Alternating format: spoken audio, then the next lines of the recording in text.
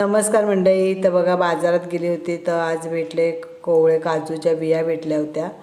त्या आणल्या. 100 रुपये म्हणजे 60 रुपये वाटा बोललेले. पानामध्ये असतो वाटा लावलेला. तर नाही करत 100ला 2 वाटे दिले. तर म्हटलं चला आता बटाटा घालून त्याची एक रस्सा भाजी बनवते. मग काय केलं, कढईमध्ये घेतलं तेल, त्यामध्ये टाकलं कढीपत्ता, 2 हिरव्या मिरच्या आणि कांदा टाकून छान फ्राय करून घेतलं. मग त्यामध्ये आपलं वाटण म्हणजे ते सुकं खोबरं, कांदा, लसूण, आलं आणि कोथिंबीर याचं वाटण टाकून तो मसाला फ्राय करून घेतला. मग त्यामध्ये टाकलं लाल तिखट, हळद आणि गरम मसाला. हे सगळं टाकून परत फ्राय करून घेतला मसाला सगळा.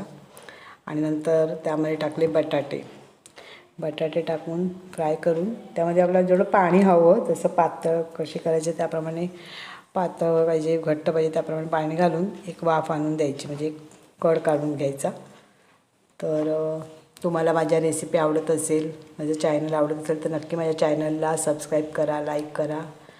तर आता आपण पाणी घालून घेतलं तर एक 5 मिनटं वाफ आणू द्यायची, एक उकळी आणून द्यायची.